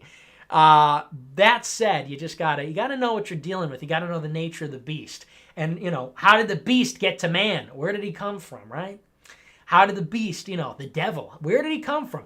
Did the snake go to man and say, hey, what's going on? That one rule? That's not how it happened. How did it happen? He went to the girl and he said, hey, what's going on? And she was like, oh, whatever. I'll let my guard down and just be dumb. I'll just be a dumb dummy. And then through the woman, the fall, and we're paying for it ever since, right? So you just got to keep this in mind. Very critical, very critical. Far more important than any other question. You know, people say, oh, a certain question perhaps must be addressed. A certain question has been with Europe for, 200, 300 years now. 200 years and counting when it was written. A certain question, perhaps far more critical, far more important to answer, to understand. The female question, the woman question. Important. Important. Very important. Tyrone says a genie pops up and offers to eternally save the white race, but in return, you'll have to become trans. Do you take the deal and become Nicole Fuentes? No way. No chance, because then I go to hell. So, gain the world, but lose the kingdom of God. Also lose what makes me a man. No chance. Can't do it. Yeah, I would never become trans. Can't do it. But it's an interesting proposal. Maybe if you offered me a little bit of, I don't know, maybe if you offered me something else, perhaps. No, I'm joking. I would never go for that. I've never understood the appeal. I looked into the surgeries for one of the shows of what happens in one of the operations, and I didn't understand it before that. I should clarify, but then I saw that procedure and I thought, where are the people that are, sign me up, I want this. This is a good thing. I can't take prescription allergy medication without having an anxiety attack. I'm like, it's forced on me. But people are signing up and they're volunteering. They show up and I'm, ready to go. And you see what is done in these procedures. And maybe I'll pantomime what goes on. There's a little bit of cutting. There's a little bit of, and it's just the most ghastly thing you would ever see. And I get left-wing people who say, oh, Nick Fuentes is doing this scaremongering thing where he talks about how gross the surgery is. That's kind of a big argument against it. If you have to do something that ungodly to produce that outcome, maybe we question the outcome, right? So I don't know why. Yeah, I would probably say, yeah, there's really not anything that would make it worth it. If that's what you have to do. But Puppet Pal says hashtag, and he gives, or the fashtag, I should say, and he gives the OK symbol. Yeah, I saw that poll, still efficacious with their campaign. I guess they got the hashtag to be a hate symbol now, which is just, it's beyond parody at this point. We live in a clown country. Basketball says, Nick, is it wrong that I believe in creation and evolution? The Catholics were created by God, and everyone else evolved from monkeys? Thanks, and God bless, Nick. Well, yeah, I believe something similar. I think, God created the Italians, and then everyone else evolved from monkeys. I think that's basically... So, I believe something along similar lines. I don't think it's totally outside the realm of possibility. Definitely. And that's a joke, by the way. Of course, that is a joke. Of course, that is merely a joke. I don't know. Maybe some people truly did evolve, and maybe some people are different. That's the esoteric theory, is that we descended from a Hyperborean race, a golden race, and gradually it degenerated into this size of the logo was all off. They should do this for you, but there's no way to edit it properly in the website. So I'm going to edit that, and I'll probably release it maybe tomorrow or by Friday at the minimum, I would say. Billy says, binge watched all 56 episodes of Drake and Josh this weekend, twice to try to find the connection between the show and the Super Chat memes. Couldn't find anything, but I did enjoy the show. Pretty cool. Well, that's great to hear. Glad you got something out of it in the end. I guess it's a bummer you didn't find the obvious connection between Drake and Josh and America First, but at least you enjoyed. Okay. Paulie Walnut says, boomers still make Tide Pod jokes at Zoomers. Cringe. Yeah, I can't take it anymore with all the cringe jokes. I feel like men among the ruins means more than anything else. Men among the cringe jokes. That's to me, I think about the trash planet, but it's all these discarded memes from 2015, 16, 17, 18. I think about wading through some favela, type thing. It's like the Ganges River in India, but all the trash is like, the Tide Pod meme. It's the Tide Pod meme. It's making fun of multiple genders meme. It's, all this old stuff. It's, green texting. It's unironic use of Wignet memes. It's using "ma," or things like that. And I'm like, I just can't. I can't deal with it anymore. There's no new memes. There's nothing new happening. So I hear you. Rugol says, please explain the social impulse behind Nick posters. What do you mean the social impulse behind Nick posters? People that are posting Nicks? Nick posting, there's nothing wrong with sending a Nick pic. So nothing wrong with Nick posting, nothing wrong with a good old Nick pic. Sending a nice fresh Nick pic to your girlfriend, it's actually one of the most romantic expressions in my opinion. Sending a Nick pic to your parents, sending a Nick pic, to anybody. I don't think there's anything wrong. The social impetus behind a Nick pic, to me, is wholesome. It is totally red-pilled. It is totally authentic and genuine. There's nothing wrong with it. I'm a handsome guy, and I'm at the end of the day, representative of the logos, right? Of something that's better, something more ordered. So I think it's perfectly acceptable. I think the social impulse behind that is wanting to enlighten, to share a great show, great entertainment. Nothing wrong with it. Joshua Larson says constantly inconsistent punctuality is the best punctuality. Whatever, dude, whatever. You put on the show is on. There are greater things to worry about, okay, than the punctuality of the show, okay? 5 minutes, 10 minutes, 15 minutes. How about I'm doing none of them, all right? So people are like, if you start the show at 7:05, you walk. Anything else, it's another dime. And they roll 7:18. Oh, snake eyes, right? That's how it feels when we do the show. But you love it. But you come back for more every night, and you can't get enough. And you can't get enough. You're addicted to the show. Master Rebel says, just got done playing Hot Dish 3. I recommend. I don't know what that is. But all right. Calixtus says Australia has the most based boomers. I don't know about that, but all right. I'll take it. I'll take your word for it because you got, who is that politician there? What was his name? It was it's on the tip of my tongue. He was the one who said the thing after Christchurch. He wrote that big letter. It was, I can't remember, but he just got ousted in the last election. Franson, right? Steve Franson? No, that's some guy. That's some guy on YouTube. Fraser Anning. Yes, I'm a genius. Do you see how I manifested that? How it took me a moment. Fraser Anning is the name, right? Yeah, so I guess they're pretty based. The Conjunction says, are you talking about Japan to get us ready for your Catboy transformation? Also, Nick, I'm not reading that part of it. No, I just actually like Japan. And I'm not the one transforming into a Catboy. It's everyone else that must transform into a Catboy. You misunderstand. There's no transformation happening on my side.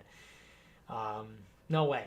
Simon Scola says, buy a baby. Oops, I meant to search that on Google. I guess we got Benny Politsek in the chat there from Simon Scola. Yeah, can you believe he got away with that too? But, that's the power. Eric Wright says, what do the troops and my dog have in common? I don't know. What do they have in common? NC Rid says, what's up with Grug Michael Gargoyle saying the only ethnicities in the U.S. are Catholic, Protestant, and Jew? Big yikes. Oh, E. Michael Jones. Well, you should have asked this when he was on the show, but he explains this in many live streams. He explains this in his book. I don't know if I buy into it completely, but we explained this on Friday. It adds a little bit of depth to the demographic question in the country. Luke Bennett says, went to the market today and saw a tranny collecting signatures for the ACLU to protect women's reproductive rights. In 95-degree weather, it amazes me the length people will go to support the massacre of unborn children.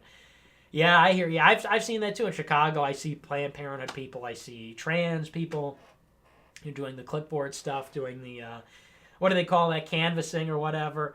Yeah, it's pretty sick. Well, people, they delude themselves into thinking it's about women's rights, women's choice. It's about killing babies. That's what it is. And you can't take away it at the end of the day. They say, we're not pro-abortion. No, we're not pro-abortion. We're simply pro-choice. What is the choice? The choice to do an abortion. You are pro having people getting abortions. So it's just sick. Nobody can deny that at the end of the day. That it's evil on the left, clearly evil. And they say, no, Christians are evil. The right is evil because, they're intolerant or, what's so Christian about traditional gender roles or something? Well, this is coming from people that kill babies. This is coming from people that, think about this. The left-wing perspective is that literally everything is moral. There is nothing, the only things that are immoral in the mentality of a left-wing person is rape and racism. That's it. That's it. Everything else they justify. Political violence, abortion, homosexuality, divorce, casual sex, polyamory, they call it adultery. Everything under the sun. Nothing is sacred. Nothing is, nothing is given any kind of respect. The only sins in their mind is rape, racism, any kind of prejudice, any kind of ism, and that's it, really. Everything else they make an argument for. A black kid stealing your car, and they feel bad because they called the police. Because what is that gonna? Well, something could happen, right? There was a guy in Sweden or something, some Nordic, specimen, truly vanguard of the white race, said that he got raped by an African immigrant, and he felt sorry that he got raped because that immigrant got deported. Okay, so this is what we see on the left. And is that okay with people? Like, think about that. You may be skeptical. I know a lot of people may watch this show and say to themselves, well, Nick is a little over the top. Nick is a little hardcore. I don't know if I subscribe to all these traditionalist, repressive, restrictive moral rules. He's too much. He's an extremist. But think about what it is on the left. What is the left, and even on the right, what do they believe is immoral except for rape, the worst cases of murder and racism, and everything else under the sun is fine? Do we really believe that? Do we really think that's true? That so long as you're not directly harming somebody based on their race, that it's okay? Really I think marinate on that, think on that a little bit, because I think that's really, to me, what brought it home is, maybe we have to have some kind of standards beyond that. Eric Wright says they're both gay and scared of fireworks, and that's what do dogs and veterans have in common. That's a funny joke. That's a funny joke, but very, very disrespectful to our troops. Comrade Crunch says it was only a matter of time before this happened.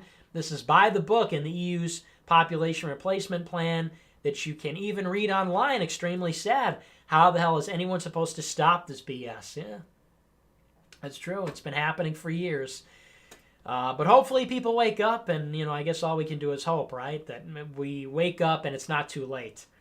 James Russell says migrants going to Japan are Southeast Asian, Western non-whites, stay only in Tokyo. Still bad, however. Abe is a, what does that say? Something look-alike is a cuck. Oh, it says a cuck. Look what he did with Okinawa vote. Yeah, I hear, like I said, when I address this, people say, well, they're Southeast Asian. That doesn't really matter, though. It doesn't really matter. Well, the people that are going to Japan are Southeast Asian, or they're staying in Tokyo. It kind of doesn't really matter, Japan is Japan. Japan is different from other countries. And so, yeah, it is an order of magnitude different to have, Vietnamese or South Korean, particularly a South Korean or even a Chinese person. But it is still, why should that be the case? Why should it be the case that you have a major immigration program? They say 1/8 of young people in Japan are now foreign-born, or 1/8 of people, I think, in Tokyo are foreign-born. What kind of country, or what kind of policy is that? So I understand that, and I said that, but it's really the larger principle at work there. Facta non verba says the world won't be truly multicultural until Tel Aviv looks like New York City. It already does. It's the gay capital of the world, and it's pretty diverse there. So, there's a lot of liberal Jews in Israel, too. Tooney says, hey, Nick, do you think we will ever see Tel Aviv be part of this big, beautiful, diverse tapestry? It already is in a big way. So I know people do this open borders for Israel thing, but in truth, there are distinctions. That's not to say that Israel is not a pernicious actor, or the so-called far-right or nationalist Jews do not represent a pernicious power structure in America. But I think you have to recognize that it is sort of different ideas happening there. So, certainly there are people in Israel that want to have open borders and want to bring people in and even oppose their nation state law. So it's really, I think that force even supersedes that plain, monocausal explanation, to summarize in a short way. Really good comic says, Men in Black he says, Men in Black keeps showing up to my door because of my last super chat. Okay, it was just a joke. Obviously, I didn't join the military. Back off. That's funny, yeah. We do see a lot of that. A lot of right-wing people in the military getting in a little bit of trouble. But yeah, that's good to hear.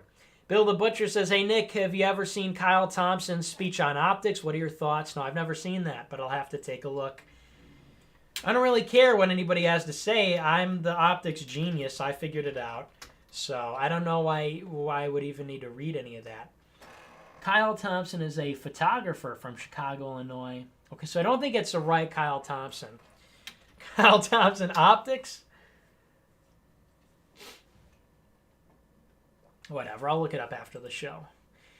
Max says, oi, bruv, we used to rule you. Don't forget that, mate. We used to be great. Rule Britannia. Yeah, you used to be great when you were, what, some liberal, industrial, Enlightenment country? Yeah, what a terrific thing. Enlightenment, Anglo domination, that's really so fantastic. I look at the heritage of the Anglo and I say, wow, terrific. What they've done for us is tremendous.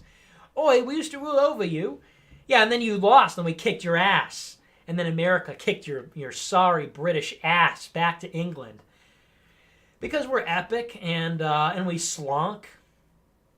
We play baseball. And we wear cowboy hats. And what do? You sip tea and you wear stockings. So, yeah, used to. And then we were epic. And then we were epic department. And then we got even epicer. And who even discovered America? Italians anyway. So you act, oh, we're all high and mighty. Anglos would still have their heads in their ass if Italians didn't even discover the New World. Nobody would know that America even existed if it weren't for Christopher Columbus, who discovered America. Europeans were like, what? This is the whole known world. The whole known world is what the Romans conquered. And then Italians did it again. Rome too. We discovered the New World. And what is America named after? Is America named after King George? Or is it named after Amerigo Vespucci, Italian cartographer? You know? So if you didn't have Italians, I think this country wouldn't even exist, frankly, if you want to know the truth. So yeah, that's all fine and well, but we beat you in a war and America discovered the country. Or rather, Italians discovered America. Nada Fed says Osaka is greater than Tokyo. Kansai's rise up. Okay, I don't know what that means, but sure, congratulations. Mitch says, LOLO, mate, welcome to McAnglo's. May interest you in our new beans on toast, wet milky, or perhaps our toffee burger. Cheerio, watch out for the lorry ass you turn onto the motorway, bruv. Nonce, you're such a nonce. Yeah, that'll be our show. I'll be coming to, maybe I'll go to Britain and I'll do the show in a British accent, mates. I'll have Joey Mole coach me on the British accent and I'll do the whole show, with crumbs on my face from the crumpets. And I'll have tea in my cup. I'll be wearing a little schoolboy uniform and from uni, because I'll be in uni. I don't wear uniforms for uni. But I'll do it from a double-decker bus. It's so funny to make fun of Anglos. I don't know if that's funny to you. It's so funny to me, because I think it's funny because it has ceased being funny, because it's not even trying to be funny, but yet it is. Because whenever I talk to the Anglo, whenever I talk to the perfidious Anglo, they donate a pound or whatever, a pence, a shilling, to deride them, to mock them. You're so silly. The way you talk is so silly. It's like you're speaking English, but incorrectly, but in a silly, fancy pants way. It makes me laugh. To me, it is funny. And it is almost a serious thing. It is almost the obligation, to say, haha, you are English, and I am American. So I continue to find it funny. I don't care if you don't think it's funny. I don't care if you say, oh, Nick, you do this joke every night.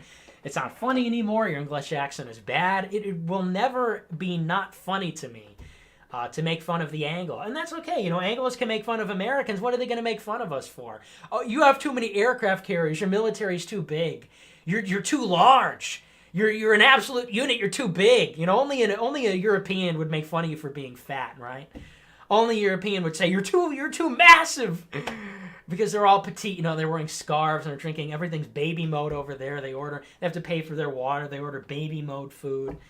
So I will continue to mock. I will go to the European Union, or rather, I will go to the United Kingdom, and I will get, just over the top English tourist outfits. That'll be my way of dominating, showing who's boss. Cultish Gordon says, as the Med rides around in the mud, he cries out, the Anglo, it's his fault that I am in this mess. In all seriousness, keep up the good work, Nick. Love you, proud of you, God bless. Well, thanks, bro. I don't really know. Who's the one writhing around in mud? Look, you look at London, you look at Rome. Who's the one writhing around in mud, big guy? I would be careful when you throw things around like that. Kind of obvious, right? Kind of obvious. Those who live in Muslim houses should not throw stones. Those who live in mosques, those who are wearing a, what is the word? Those who are wearing a chador should not be throwing stones, I don't think. Should not be throwing bacon. Jimbo says, when we talk about order, we need to distinguish. We want a righteous order that serves to protect rather than just give a certain group power. I don't think anybody disputes that. And giving the certain to choose. I love the triple parentheses. Really subtle. We're really being subtle. Really being intelligent there. I know you're woke. I know you're a red-pilled guy. I know you know what's going on. I know because you use the parentheses that you're a smart individual and you're hip and you get it. And thank you for your input. And when you say we need to distinguish, I know that you are giving me a mandate. You are giving me a directive and saying you need to distinguish because in my mind it's not clear enough pushing my agenda. And I know you're smart, so I'm totally gonna take that seriously. Look, when I say order, everybody knows what that means. You cannot have an ordered country if it's a diverse country. Plain and simple. So to say, we need to distinguish between, giving them power. No, you're wrong. You say, we, meaning me, I need to distinguish. No, you're wrong. Order is what it is. Order is the logos. E. Michael Jones, I think, pointed that out, articulated that a little bit. But at the end of the day, order doesn't just mean political order. It doesn't just mean, order in the streets. It means having a country that is stable, coherent. All of this goes with the territory. This is all reactionary stuff. So order is sufficient. Order will do, okay? You don't need to whip out the triple parentheses on me. Meaty Spartan Guy says individuals also sold this out to gain passive income. Investment portfolios are reliant upon unending growth, but they don't care how it grows. Stocks rise, wages stay the same, culture declines. No, but that's not true, though, because individuals don't make choices at that level. It is not a result of individuals that, immigrants are being let in, foreigners are being let into the tune of millions. It's not like a pensioner is deciding that because, they see a direct correlation between the immigrants and the stock market, and the stock market goes up, their pension goes up, and that is not happening. No, that calculation is not happening, and also, those are not the people that are in control, right? So I would disagree. Well, individuals too. Maybe individuals that are the super elite that are in these positions to make these decisions, but, I don't believe the pensioners, I don't believe, most people are making these decisions, they're very low information, don't really know the full situation. These are not, people making complex political calculations about their 401k or whatever, or maybe they are, but when they are, they're talking about low taxes and these kinds of things. So I would say the population that is thinking more immigrants equals more productivity equals higher stock market equals better performance for my portfolio equals passive income. How many people are we talking about here, right? So for the most part, it is the planners. I disagree. LR says, Zoomer men have to lead. There are submissive Zoomer women out there. Find them, marry them, make some babies, and save the West. We're just looking for women. All this stuff about trad women, submissive women. We're looking for women. Just be a woman. That's fine. I see women all the time, and they're like, oh, here's me. Look at me. I'm so trad. Look at me. I'm the whatever. We are looking for women. Be a woman. It is not difficult, We do not have to overcompensate. When I see people doing that, what I see is exploitation. I see a woman who says, I'm going to put on a costume. I'm going to affect some kind of persona or personality so that I can get attention in this niche little environment. I see a woman, a calculating woman who says, I'm not getting enough attention. Here's where there's not a lot of women. I'm going to dress myself up. I'm going to put on my little honklerita outfit. I'm going to put on my little honkler wig. I'm going to put on my honkler makeup. I'm going to make my honklerita. And all the boys are going to pay attention to me. And all the boys are going to tell me how pretty I am. And I don't like that. And I hate that. So, no. So, all this, don't even qualify. Yes, Zoomers have to lead. Zoomers got to be men. Women got to be women. But look, can you just be normal? Can we just be normal, for crying out loud? I see all day on the timeline, it's people LARPing. It's people, trying to be something. They're trying to be, whatever. Dude, just be normal. Just go up and talk to her, bro. And babe, Just be a woman. You know, we don't have to go wheat fields and, you know, man, I'm going to put on my fedora. Hello, milady. Well, would you like to come and see my homestead? Would you like to come see? I just picked these berries fresh today. You know, and she'll be like, oh, well, why don't I do? And she'll be wearing a sundress and, you know, forget that. No, thank you. And I don't like all that LARPy stuff. Just be normal. Just be a normal dude. Just be a normal woman, and everyone will get along just fine. Everyone will be fine. Okay, and we'll be doing great. You know, look at Faith Goldie. Normal, okay? She's a woman, and she's normal. And Lauren Rose, you know? That's why I don't give them a hard time, because, you know, they're just women, and they're just women, right? They're not like, oh, I'm going to weave this basket, and I'm going to put on my honkler wig, and I'm going to do all this other stuff, you know? That's just what they are, right?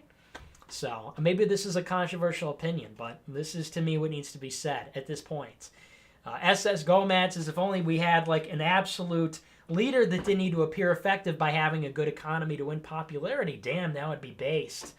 Wow, that's really based and implicit. That's an absolutely implicit super chat, bro. Yeah, man, we just need a king, okay? We need a king to ban cringe nats. Look, 80% of people shouldn't be able to read, basically. So I agree. Sam Day says, EMJ Jude your stream. He cut out all the super chats. What are you talking about? We got super chats. Zach Webster says, why are Nords so cucked compared to the Meds? Because they're not God's chosen people. Mediterraneans were chosen by God. The Garden of Eden was in Rome. God chose Rome to be the seat of his kingdom, okay? Of the vicar of Christ on earth. So, you know, Meds are truly the Chosenites. You know, they say, oh, the Jews are the chosen people. Why did he? No, he didn't choose them. Have you seen what's going on in Israel? Not a pretty picture. And you look at some of the Hasidic practices, it's like, I don't know about that. Italians truly are the finest art, cuisine. I mean, we're just like, come on, give me a break. It's not even fair. We're running away with the competition. So sure, that's why.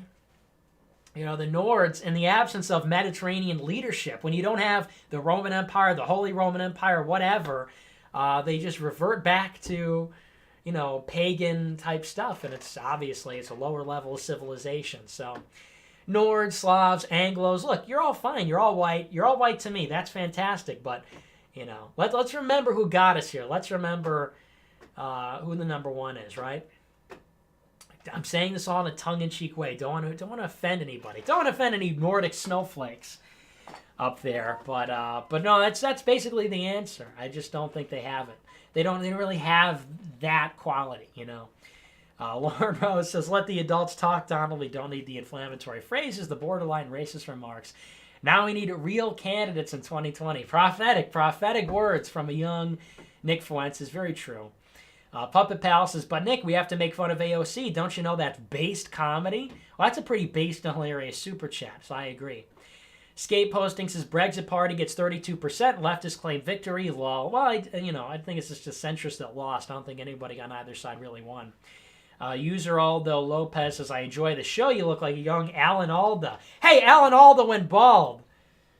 Alan Alda. What did he look like when he was young? Or no, I'm thinking of somebody else. I'm thinking of, who am I? I'm thinking of the guy in Glengarry Glen Ross. Who was that? Who was bald? Glengarry Glen Ross. Who am I thinking of? Who was the bald guy in that one that I'm thinking of? The name sounds familiar, I'm pretty sure. Let's take a look. Film. I think of Alan Arkin. Alan Arkin, Alan Alda. It's all the same. I don't look like Alan Alda. Alan Alda's old. Was he handsome when he was young? That's the question. No, he wasn't. Not really. So that's not really a compliment, but all right. End White Guild says, best TikTok e-girl. Rolled Goats is pretty good. Like I'm looking at TikTok e-girls, please. Nean Cosplay is obviously, I mean, she'd be the only one, but, you know, like I go to TikTok for e-girls. People always at the e-girls. Who's your favorite e-girl? Things about e-girls. You don't watch the show enough, obviously. Eric Wright says, horse teeth lady want free stuff. Me smart. I think that's offensive, actually. Brandon Hansen says, do you see conservatives following the lines of Josh Hawley and Matt Gaetz or sticking to the old GOP-style congressman? Same goes for liberals like AOC versus Pelosi. Does the establishment hold strong? I don't know. Remains to be seen, really. It's no doubt that both the establishments are on their way out. Mitch McConnell's old. Nancy Pelosi's old. Josh Hawley's young. AOC is young. Matt Gaetz is young. But I think the establishment is where the money is, So what comes after Trump? It'll be Nikki Haley. It'll be, Crenshaw, whatever his name is. That's right. Yeah. Dan Crenshaw, right? Whatever the eye patch guy. That'll be what comes next. So to me, it seems like, the insurgent faction is rising. It's growing. But there still will be that contest. I think the establishment will have the upper hand still. Dalton says Constantinople, capable of greatest empire. Yeah, except they were residual from the Roman Empire. So, yeah, that's a nice cope, but not quite. What else? We still got a lot to go here, and I'm tired. My nose is itching. My throat is dry. All right, Puppet Pal says, guess what, libtards? There's only two genders. Trump 2020. Very base super chat. Thanks for owning the libs for me. Hyman says, securing certain things? You mean the bag, right? Yeah, that's exactly what I meant. What else would there to be to secure? What else would be there to secure except for the bag? I don't know. I don't know what you're talking about. Dalton says, I found a double-bladed axe, so I throw it into trees. Dalton says, churchgoers, they never say Christian. Yeah, very good observation. Black Swan says, underrated Kanye tracks. Street Lights is slept on. Yeah, I agree. That's probably the number one. Paranoid is slept on off the same album. RoboCop is slept on off the same album. I would say I Wonder off of Graduation, slept on. Last Call off College Dropout, highly slept on song. I would say, what else? What else is there? Yeah, I think that's good. Barry Bonds. Somebody said Barry Bonds is a sort of dated song. I think that's a very slept on song on Graduation as well. A lot of hidden gems. The thing about Kanye's discography, why I like him so much and people don't get it, you look at the discography, there are like a handful of bad songs. 7 albums, they're all very good. All the songs there's a high standard, and there's maybe a handful that we know of, like Drunken Hot Girls is a bad song, okay? Big Brother, or, whatever it's called, it's not a terrific song, okay? Life of Pablo, Part 2, Wolves, flawed, those are some flawed tracks there, but for the most part, it's all winners, I think, for the most part, right? We could say Life of Pablo, okay, there were some misses on there. Yay, I think there was like Wouldn't Leave is the only song I didn't care for. So that's to me why you can't really go wrong with any of them. Lance says, Austria explained Kurz equals cuck. Vice President was based, spoke about replacement migration, was caught in a sting operation by people posing as Russian billionaires, was fired from the governing coalition before the election. Okay, well, good to know. Thanks for the summary there. I assume that's an Austrian fellow who maybe knows it better. Monochrome hysteria says the alt-right is filled with homosexuals, Satanists, and pagans and other degenerates. What else needs to be said about these wignats? Yeah, very true. It's all losers. It's all fringe people who have nothing to lose.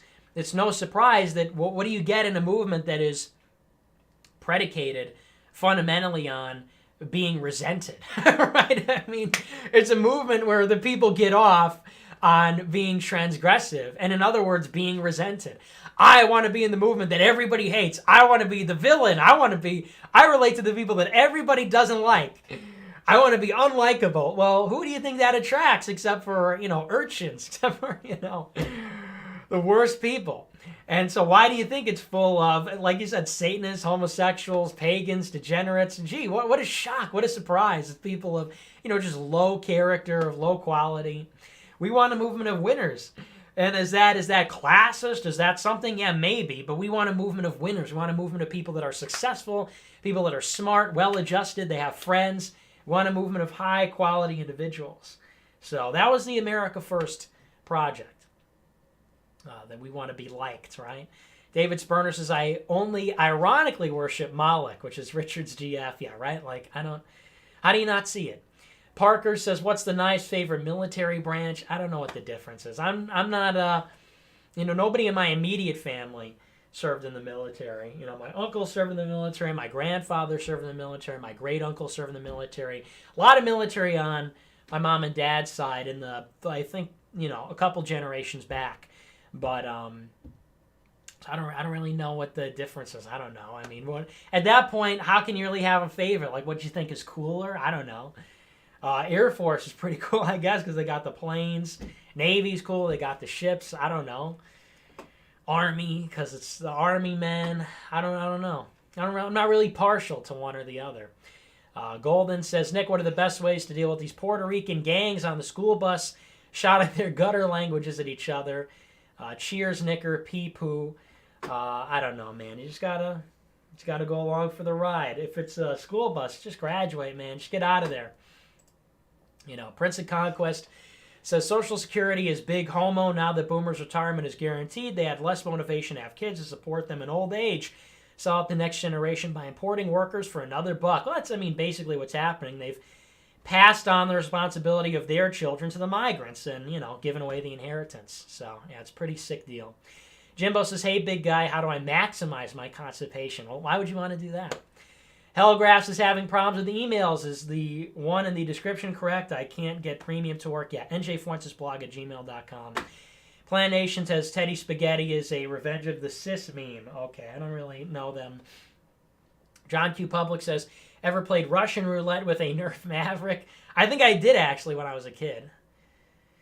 Pretty funny, pretty based and red-pilled game. Mr. Hoff says, tonight's Daily Wire stream, Ted Cruz and Harambe Hello 2016 department. Yeah, that's true. Alex versus, hey, big guy, what do we do with white girls into Hispanics? What do you mean, what do we do with them? We'll just leave them alone, I guess. Just don't deal with them. Black Quadrant says, Nick, let's retake Constantinople. Let's turn 1453 into another 4-digit number that begins with 14. 1492, of course. Oh, that's hilarious.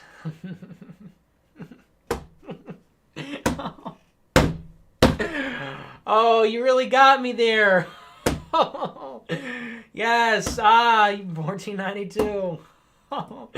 You had me there for a moment. You meant the other meme number. You got the meme numbers all together. Oh, you. Wow, it makes me laugh. The super chatters, they're the joy. They make it so satisfying and fulfilling for me. Jordan says, blazing weed, watching America first. Whoa, Wotan greater than Yahweh. Israel equals ally. Yeah, okay, so you're just messed up in the head. Samos says, thanks for unblocking me, bruv. Yeah, you're welcome. Just don't cross me again, all right? DL says, if you are addicted to playing Civ, what do you do to stop the addiction? I don't know. It just gets boring for me after a while. I don't know how you can get addicted. The games to me just get boring. I can't really play video games anymore. They just get boring for me. All of them. Stellaris, Civ 5, Fortnite. I don't understand people who can sit there and play them for hours and hours. I can't do it. Welder Bear says, what do you think about the fact that modern Jews are inbred Italians, according to the Human Genome Project? Scots-Irish are the true master race? Scots-Irish. What have the Scots-Irish ever done? Let me think. It's the Scottish-Irish Empire. When was that? When did that happen? I'm really racking my brain. I think I know a lot about history. Let me think. Scottish-Irish Empire. No, doesn't ring a bell. So I think that's a bunch of propaganda. And I disavow this stuff about, Jewish-Italian connection. Forget that. Scott-Irish. Look, I'm Irish, but look, let's be honest. Irish. I don't know, what's really happening there? What's really going on there? NC Rid says, stream you playing Hot Dish. What is that? Hot Dish video game. What is this? Some kind of flash game? Yeah, I'll get right on that. NC Rid says, have you read Throne of Bones by Teddy Spaghetti? No, I haven't read that. Bill Butcher says, seen Kyle Nick. Yeah, okay, we all saw the clip. We all saw the montage. Yeah, that's so funny. Ben says, all these pro-choice hoes are destined for a sick hell, and TBH, I ain't even mad. Well, you should be mad. I mean, babies being aborted and people going to hell. Got something on my teeth. Not exactly an ideal outcome. Matthew says, Bezos' wife should have donated to the wall funding. Yeah, I agree. Sam Day says, did you see the controversial Pennsylvania House prayer? I don't know how you can be so based and so blue-pilled in the same breath. This was maybe a month ago. The Pennsylvania State House prayer from a month ago? No, sorry, it doesn't really ring a bell. Interdimensional Harmony says, you said beg next day for unbenched Twitter at Axis Harmony. Okay, I don't even know what that means. Steve Z says, big gains in EU Parliament, but until they impact immigration laws in advance into opposition territory, we are just kicking rocks in a no man's land. Yeah, I agree. Meat Spartan Guy says, fair point, just saying financially literate boomers without power who defend the work replacement argument are keeping their wallets in mind. Yeah, I agree with that. That's happening. Victoria says, Southern Italians are white. We're the only white people, frankly. Can I be frank? We're the only ones that are white. Anglos have been allowed to appropriate whiteness. Southern Italians are the only white people. That's where whiteness originated. Noit says, I'm an American and not a Nordic, LMAO. Okay, so you're an Anglo. Billy says, Dan Crenshaw is a stolen valor fake troop and wears a fake eye patch for clout. I bet there's a crystal clear blue eye under that patch. I don't know about that. I won't go that far, but, I wouldn't put it past him. Certainly, I wouldn't put it past any of these guys. Black Swan says, when you admire somebody, you should go ahead, tell them people never get the flowers while they can still smell them. Cry every time. Yeah, very profound Kanye lyric. So true. And that's the thing. He's got a lot of gems in there, My father, he's such a, he just doesn't get it. He says, oh, I like the old rap. Back when it was like, back when it was like hip-hop and back when it told a story. And I liked the Sugar Hill Gang and I liked, this kind of stuff. It's like, Dad, you don't get it though, dude. You think Kanye doesn't tell a story? You think Kanye doesn't have profound points? You think he doesn't have beats? You think he doesn't have bars? Give me a break. So Kanye's not just some dumb rapper rapping about hoes, and he raps about that enough, but he raps about things that we can all relate to, He raps about, he was the kid with the pink polo with the backpack, okay? He had the pink polo. So it's quite the story, and there's a lot of gems in there, a lot of wisdom. He's breaking the conditioning. He's, my friend Gabe red-pilled me on this. You've got Blink-182, Kanye West. They're the only artists that don't use a certain frequency that is associated with subliminal messaging. So, something to keep in mind. Cannon Clark says, Germanics are God's chosen people, the British Empire. Yeah, that's just dumb. That's just dumb because it's just ruin everywhere they went. Billy says, my favorite military branch is the troops. Yeah, I wholeheartedly agree. Gotta love them. Grit says, thoughts on New World Order documentary, Communism by the Back Door. Don't know what that is. And the last super chat has been retracted. Thank you. Very considerate. Okay. I'm dying over here. I'm falling apart. My nose is falling off. I don't know why it itches so much. That is always happening on the show. I don't know what it is. I don't know if it's I get dust particles or if it's the allergies or I don't know what it is, but it's just like whenever I'm doing the show, it just gets out of control. It's my throat. It's my nose. I need to visit the ENT, the ears, nose, and throat specialist. Gotta get out of here, right? I saw her just the other week. The based East Asian girl doctor, very based in red-pilled. Oh, and we got 3 more. Wow, thank you so much. Brandon says, Virgin, Globe-Tard, Mediterranean, Galileo versus Chad, Endless Sea, Flat Earth, Nord, Leif Erikson. P.S. Leif Erikson actually discovered America, but I guess they didn't teach that in WAP schools. Yeah, that's because he never brought the knowledge back. Yeah, maybe he discovered it, but he wasn't strong enough or smart enough to bring it back and actually do anything about it. It was the Mediterraneans that colonized the New World. Hello. So yeah, it's a typical example. The Nords had empires. The Nords discovered things that just never went anywhere. They just never did anything with it. So yeah, congratulations. And look, Galileo, whatever. Sure, he was a globe cuck, but, he was smart too. So, and he was a God-fearing man, unlike pagan Leif Erikson. Frank says, betting you will read this at 9:29. Yeah, well, it's 9:13, so nice try. Interdimensional Harmony says, boppity boopy at Axis Harmony. Okay, whatever. Yolt says, Odin says, smoke slow-mos, very based. Okay. Thank you so much. Thanks for our last super chat. That's going to do it for us on our show tonight. I'm tired. I'm hungry. I got to wipe my nose. I got to drink some water. I got to get out of here. So that's going to do it for us on our show tonight. Remember to subscribe to America First Premium. Yo, it's $5 a month. NickJFuentes.com/membership to become a premium subscriber. You get one additional show every week. You know, at some point, you get one additional show exclusive for our premium members. We're going to be doing it this week on the European Union. So check it out. Link is down below. Subscribe to the channel. Give us a big thumbs up. Leave a comment down below. Click the notification bell to get notified every time I go live. Remember, we are on the air Monday through Friday, 7 p.m. Central, 8 p.m. Eastern Standard Time. I'm Nicholas J. Fuentes. As always, this is America First. Thanks for watching. Thanks to our super chatters. Thanks to our premium members. Thank you to our troops. Thanks to everybody who watches the show. We love you folks, and we will see you tomorrow. Until then, have a great rest of your evening. Americanism, not globalism, will be our credo. It's going to be only America first. America first.